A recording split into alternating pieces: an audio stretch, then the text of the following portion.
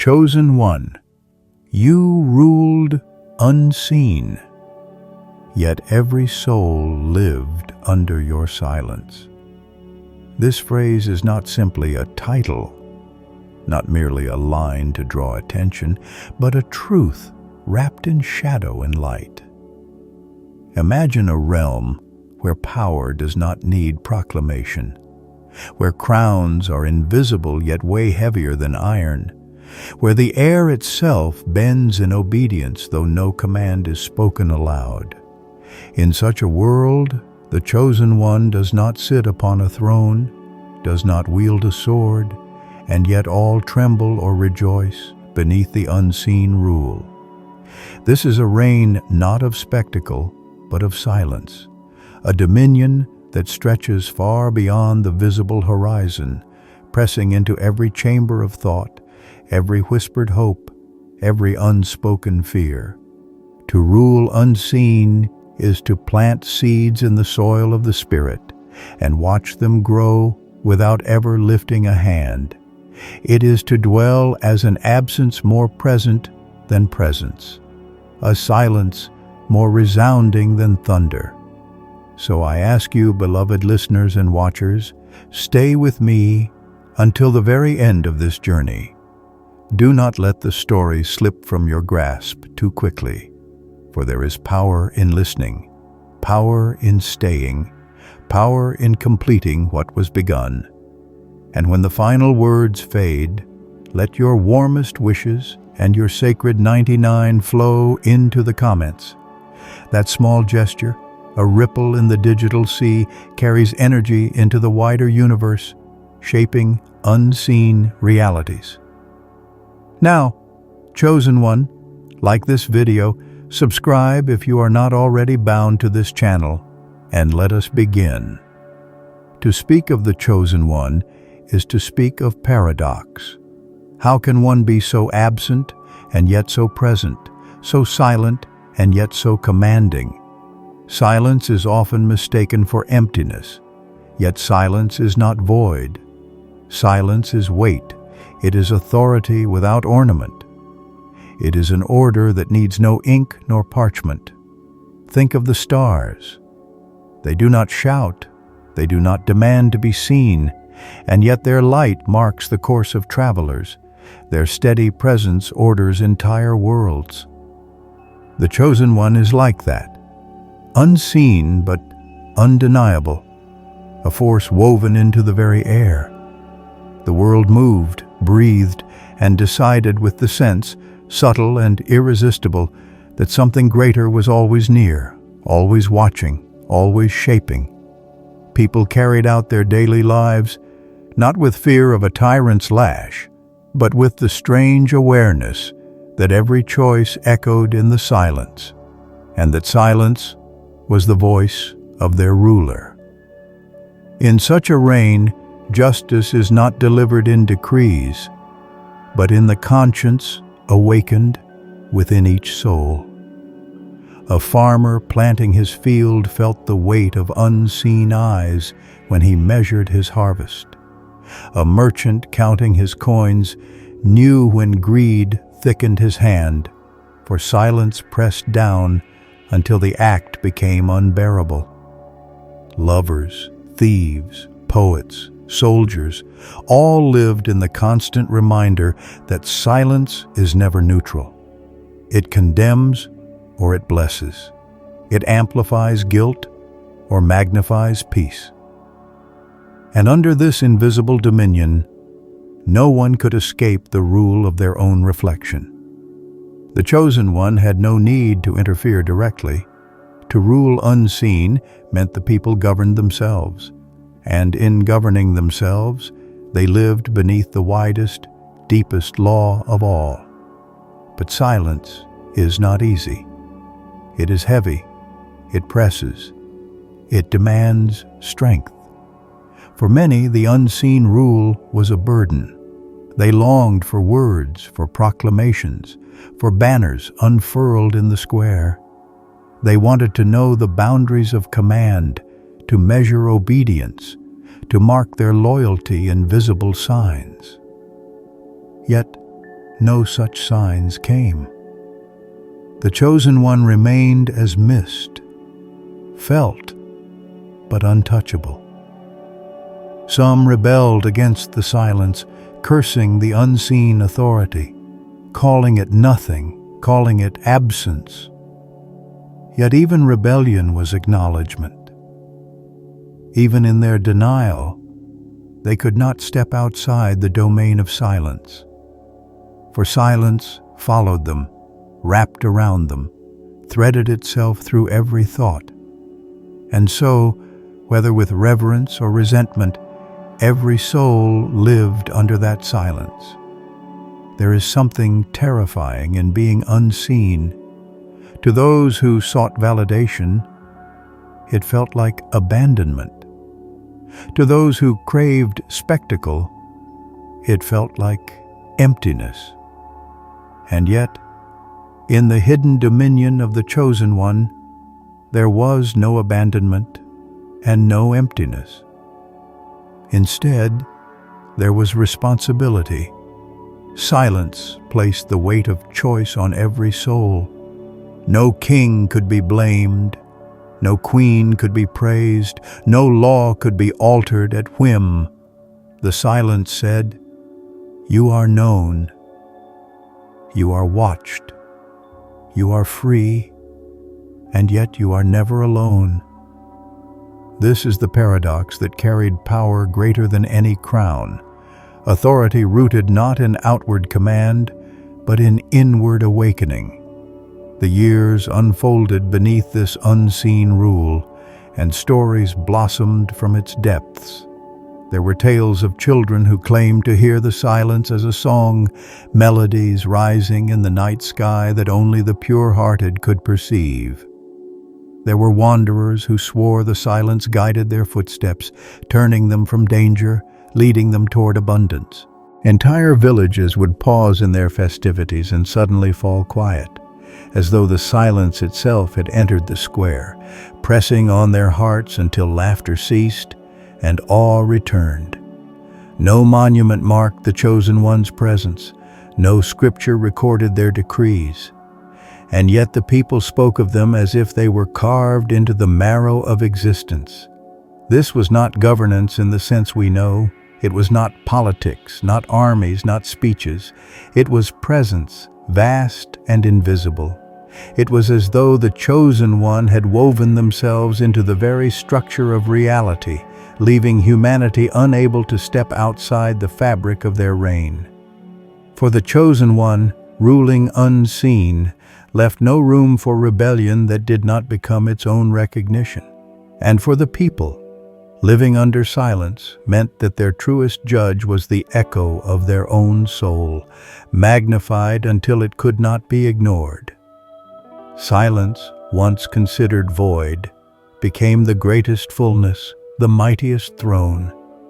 And so the story deepens, the mystery grows, and the reign of silence stretches forward into shadowed horizons where words are no longer enough and only silence remains. The silence did not fade with time. If anything, it grew heavier, deeper, more encompassing. At first, the people thought they might grow accustomed to it, that its weight would lessen, that familiarity would make it bearable. But silence is not like sound. Sound softens with repetition, becomes background noise, fades into comfort.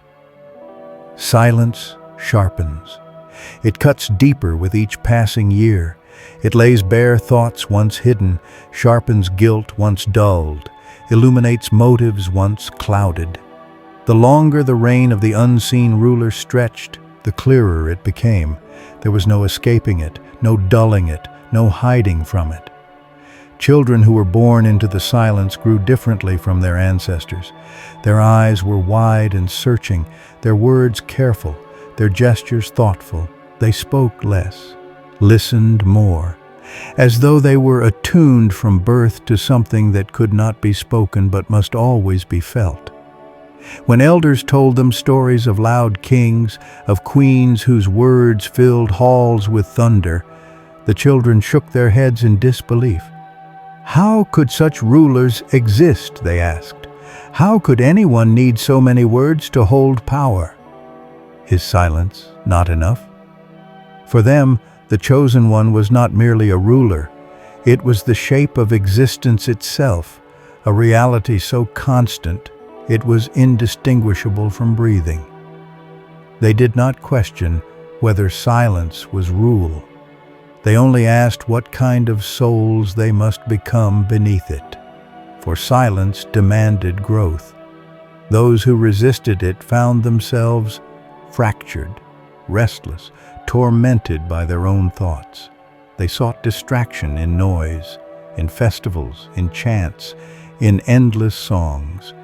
But when the noise ended, and it always ended, the silence remained, waiting. It was patient, eternal, unshaken by their frantic attempts to drown it out. And those who finally surrendered to it found a strange transformation. They discovered clarity, the way a lake grows still when the storm ceases. They began to hear subtler rhythms, the beat of their own heart, the whisper of their conscience, the pulse of life itself. To them, silence became not enemy, but guide. They called it the Great Mirror, for under it they saw themselves not as they pretended to be, but as they truly were. Yet not all embraced this transformation. Many still longed for a face to adore, a voice to follow. They whispered of idols, they built effigies, they imagined the chosen one in forms of their own desire. Some carved statues, cloaking them in robes and jewels, saying, "This is the likeness of the one who rules us." Others whispered of a radiant light that sometimes appeared at the edges of the forest, claiming it was the ruler's presence manifesting. But every statue remained cold. Every tale eventually dissolved in doubt. The chosen one never confirmed these images, never stepped into the role the people attempted to shape. The silence never changed. It remained unyielding, unbending, beyond human invention. And in this way, it reminded them again and again. Power does not need to be seen to be real. Authority does not require embodiment to be felt. Still, questions burned. Was the silence benevolent or cruel? Was the unseen ruler watching with compassion or indifference? Some believed the silence was love in its purest form, a freedom that granted each soul the space to grow, a presence that never abandoned, a patience that never condemned too quickly. Others believed it was indifference, that the unseen ruler cared nothing for their struggles, only demanded obedience through absence. Debates flared in taverns and temples, in fields and marketplaces. But no debate ever changed the reality itself. The silence remained unmoved. The chosen one never answered, never appeared, never defended. And in that refusal to speak, the silence became the most powerful answer of all. Generations passed, and entire cultures shaped themselves around the unseen reign.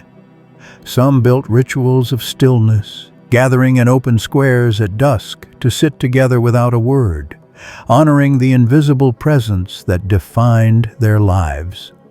Others shaped laws around the principle of conscience, insisting that no external authority could rival the inner voice magnified by silence. There were lands where children were taught from their earliest breath to listen before they spoke, to weigh before they acted, to remember that they were never unobserved even when no one stood beside them.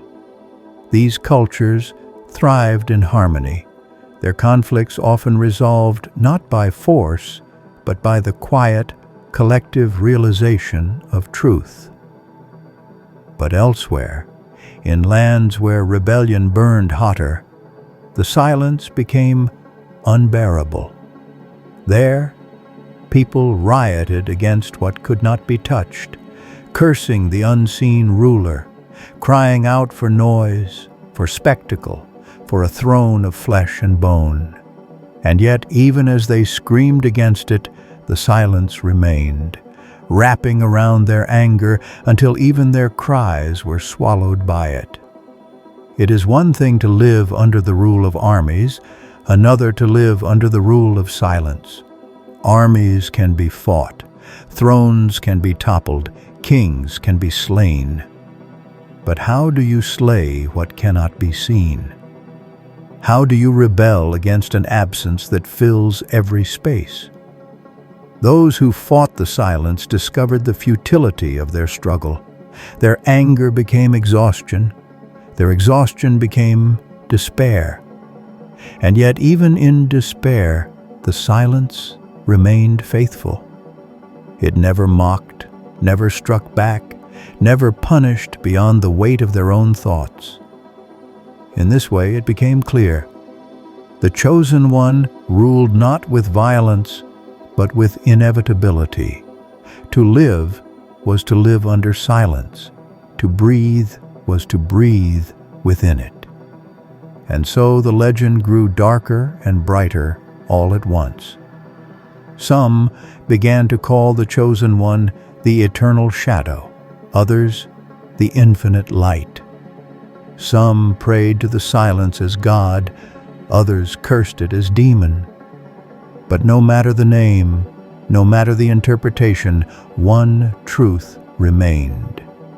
Every soul lived under it. No one was beyond its reach.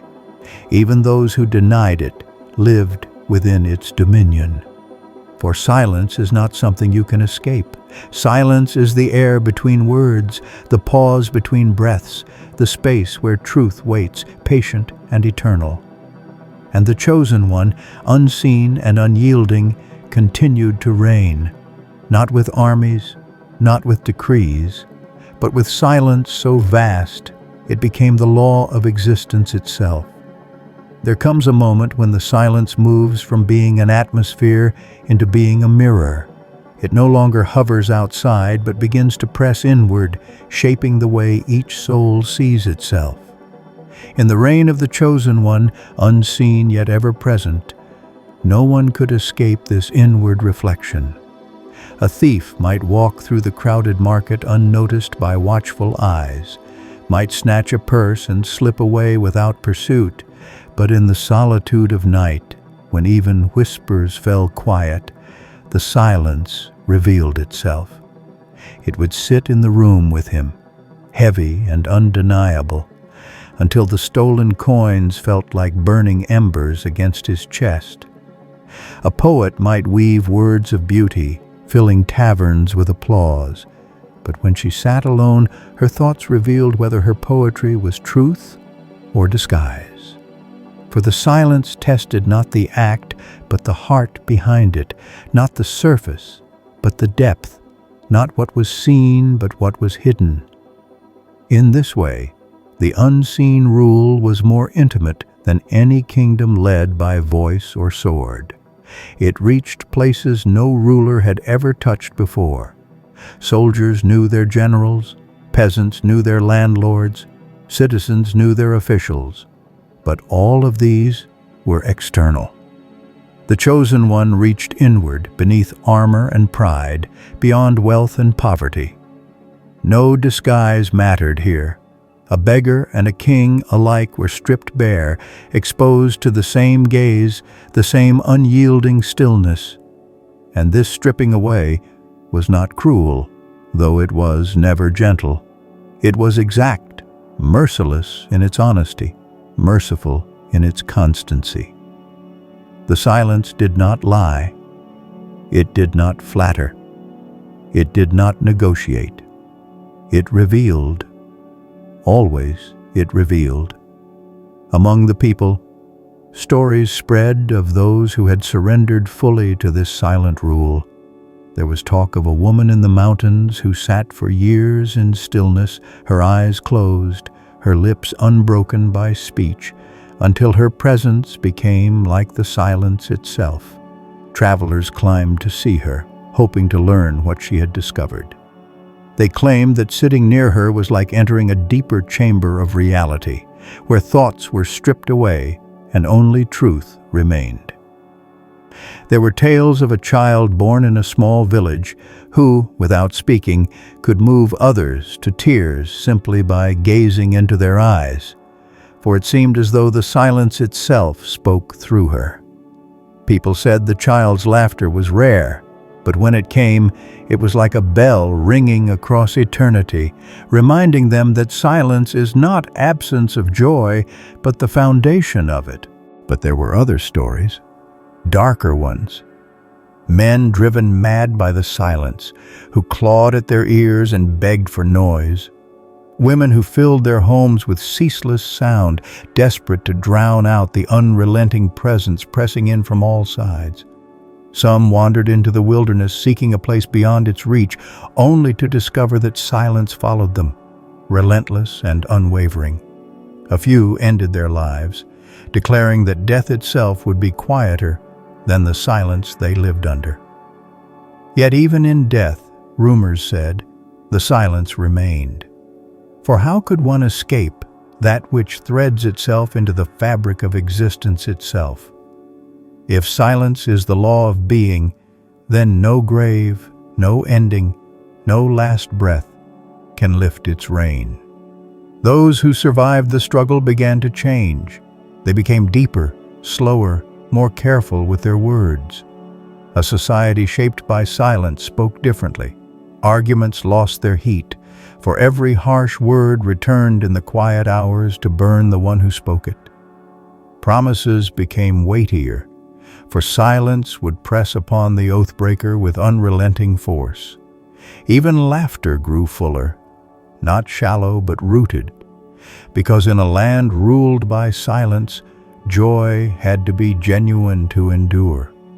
It was as though life itself had been refined, smelted in the fire of stillness until only the pure remained. And though many resented it, though many longed for the noise of rulers who proclaimed loudly, there was a growing recognition that this unseen rule had carved something stronger into the bones of the people. Philosophers arose in the silence, trying to name it, to capture its meaning. Some called it the highest discipline, the unseen ruler forcing humanity to meet itself. Others called it the purest justice, for no bribe could alter silence, no plea could soften it, no deceit could twist it. Silence simply was, impartial and eternal. There were even some who claimed that the chosen one was not a figure at all, not a person hiding in shadows, but silence itself. That the ruler was the rain, that the silence was not a tool, but the throne, not a veil, but the very face of power. Whether this was truth or blasphemy, none could say. But the theory lingered, unsettling those who preferred to believe in a figure watching from afar. For if the chosen one was silence itself, then there was no separation, no distance, no escape.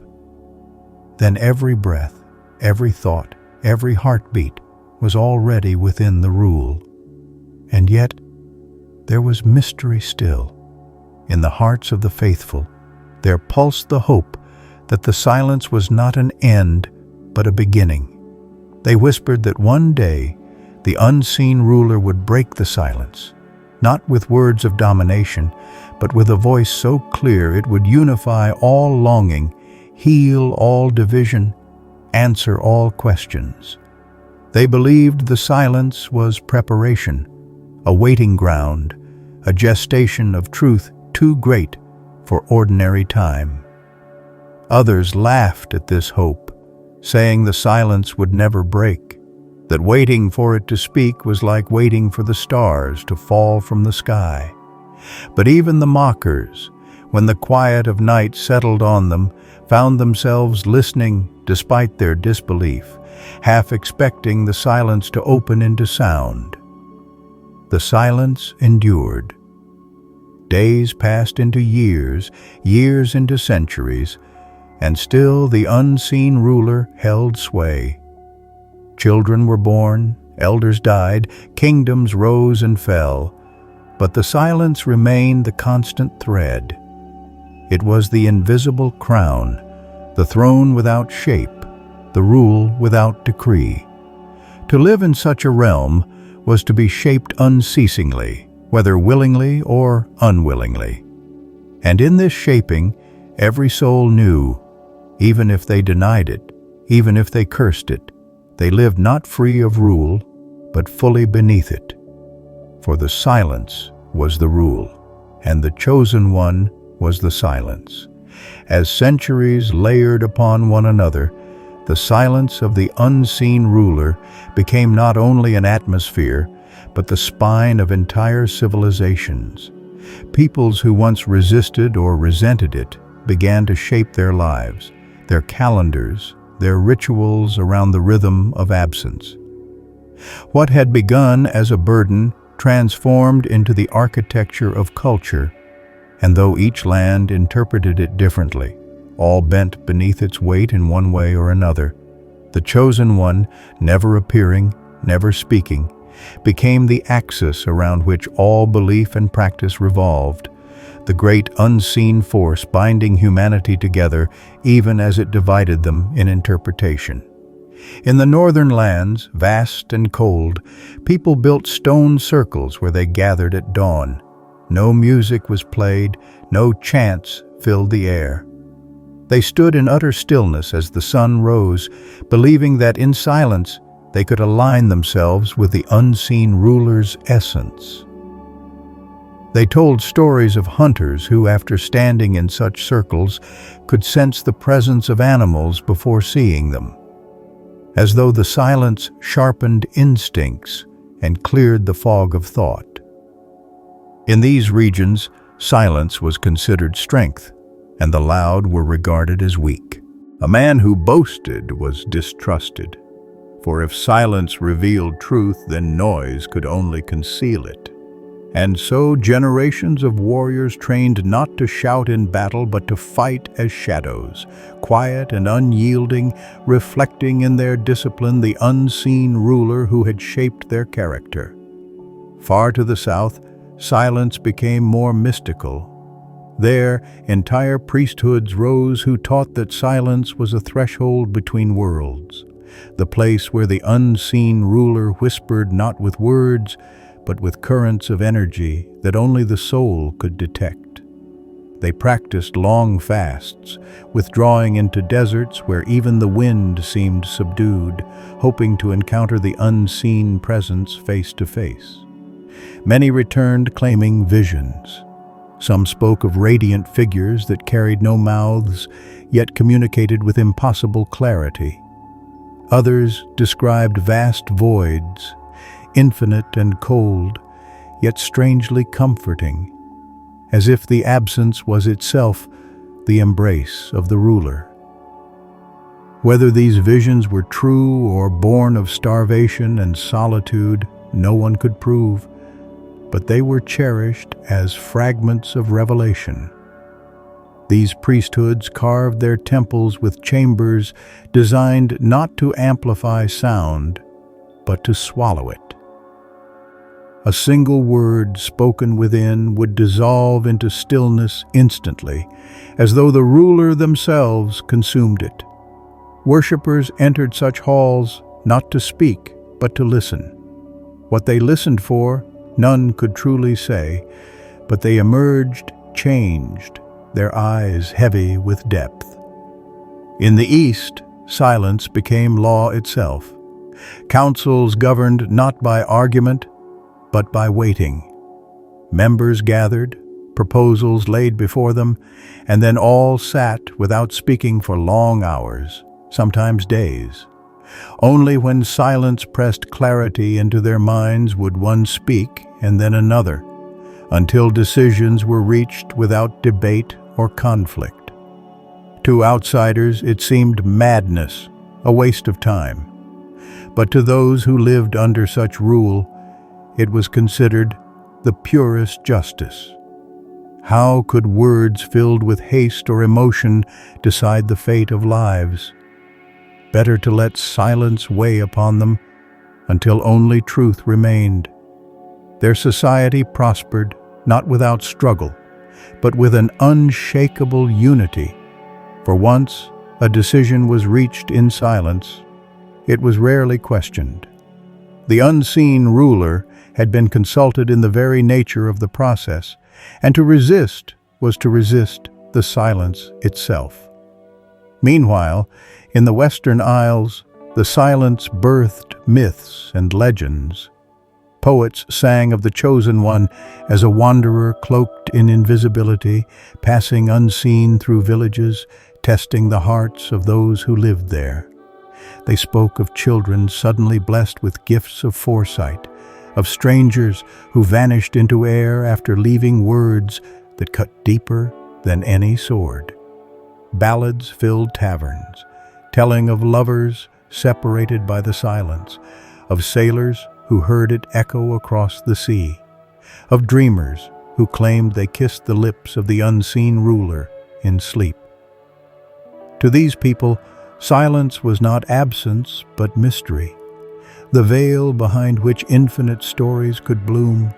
And though their songs filled nights with sound, every note seemed to reach back toward silence, as though longing for what could not be captured. Across all lands, despite differences, one truth endured: no kingdom could live outside the unseen reign. Even those who denied it, those who mocked the silence and built societies of noise, eventually collapsed into chaos. For in drowning the silence, they drowned their own conscience. Without the constant presence pressing inward, they gave way to excess, greed, and violence. Their towers crumbled, their fields withered, their names were lost. Travelers whispered that such lands had not escaped the rule of silence, but had tried to exile it, and in doing so destroyed themselves. For silence, they said, is not optional.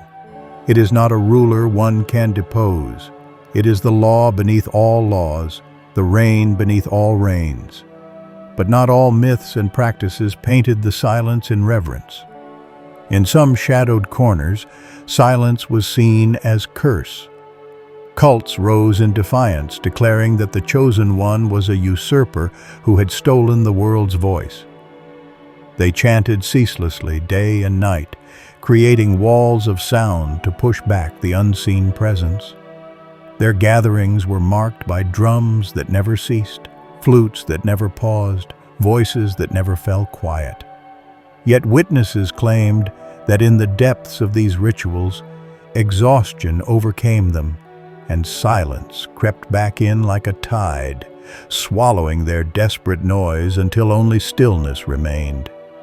The cults fractured, for no sound was loud enough, no chant long enough, no music enduring enough to overthrow the silence. And so their defiance became another kind of worship, their rebellion proof of the ruler's reach. The unseen reign carved history as rivers carve stone.